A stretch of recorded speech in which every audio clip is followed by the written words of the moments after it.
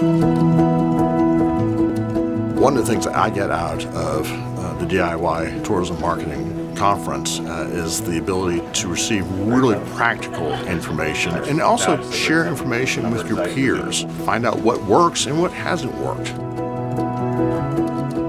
Because the conference is intimate, you get the chance to chat with people directly and hear what they're working on, and they get to hear from you about how your technology, your service, might be able to help them achieve those goals.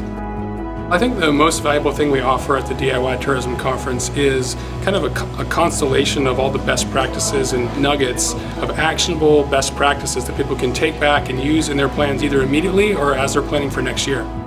Historically, I think it's that intersection of making sure that the diverse community is fully engaged with the projects that you're bringing to your local towns and cities. So just making sure, to me, that you get training, but also that you invite people in for real and give them real power, share your power. One of the things I got out of this conference is the fact that we should approach part of tourism from a community perspective. So all of these things are basically just going to allow us to have more freedom, I think, rather than having to call a graphic designer every time we want to do something. The number one thing I love about this conference is the feeling of family and friendship. There are people that I respect, there are people in the industry that I think are doing amazing things, and incredible creativity and a total devotion to building community.